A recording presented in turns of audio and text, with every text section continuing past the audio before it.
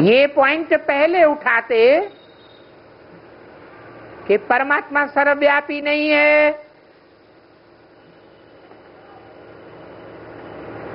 आत्मा परमात्मा नहीं है, या गीता का भगवान कृष्ण नहीं है।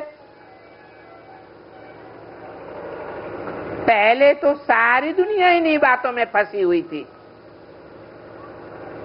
अभी तुमको समझाया है तो तुम्हारी बुद्धि में बैठ गया है कि परमात्मा सर्वव्यापी नहीं है।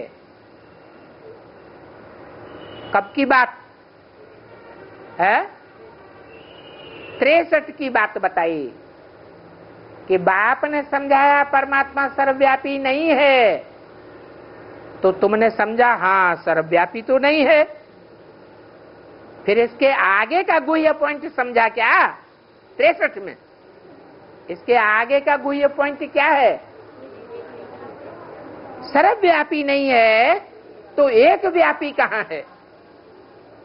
ये गुह्य पॉइंट 63 में नहीं समझाया। अब तुम समझदार बने हो तो जो बेसिक नॉलेज लेकर के समझदार बनते जाते हैं, आत्मा रूपी सुई की जिनकी कट उतरती जाती है, उनको फिर ये गुह्य पॉइंट भी समझाते हैं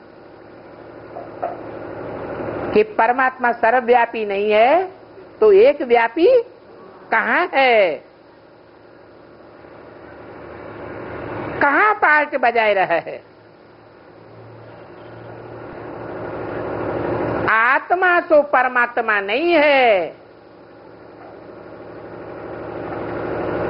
पहले ये जानते थे क्या? है? नहीं जानते थे। फिर 63 में जब ये मुरली चल रही है तो उस समय बच्चों ने जाना कि नहीं जाना है? ब्रह्मा माता के द्वारा शिव बाबा ने बताया, क्या बताया?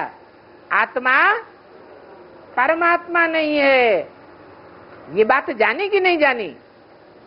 जान ली, जान तो ली, लेकिन इसके अंदर गुह्य मर्म क्या है वो नहीं जाना। इसके अंदर भी गुह्य तरम पॉइंट है। क्या पॉइंट है? अरे है आत्मा परमात्मा नहीं है वो तो जान लिया। नहीं, वो तो पहला पॉइंट हुआ। परमात्मा सर्वव्यापी नहीं है तो कहाँ है? एक व्यापी कहाँ है? वो पहला पॉइंट। ये दूसरा पॉइंट, आत्मा परमात्मा नहीं है, ये बेसिक नॉलेज में बताया गया। कोई भी बेसिक में जो चलते हैं बीकेएस, वो भी जानते हैं क्या? आत्मा परमात्मा नहीं है। परंतु फिर बाप के रूप में बाप जब प्रत्यक्ष होता है तो और गुही गहराई में जाकर के इस पॉइंट को बताते हैं कि आत्मा परमात्मा नहीं है। परंतु भक्ति मार्ग में ये गायन कैसे हो गया कि आत्मा परमात्मा नहीं है? ऐसे हो गया कि हर आत्मा परमात्मा नहीं है, परंतु आत्मा परमात्मा है जरूर, सब नहीं है। परंतु एक आत्मा के लिए ये कहा जा सकता है कि वो आत्मा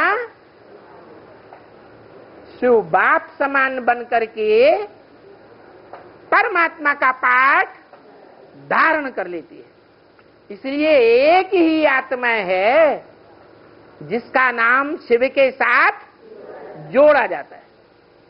और दुनिया में 500-700 करोड़ या 33 करोड़ जो भी देवात्माएं हैं उनमें से किसी का नाम शिव के साथ नहीं जोड़ा जाता। और शिव बाप भी कहते हैं मैं आता हूं किस लिए?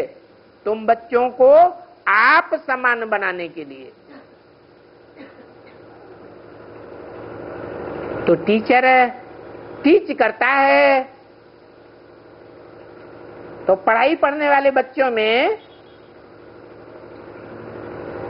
कोई तो पूरी पूरी पढ़ाई पढ़ेगा कि कोई नहीं पढ़ेगा।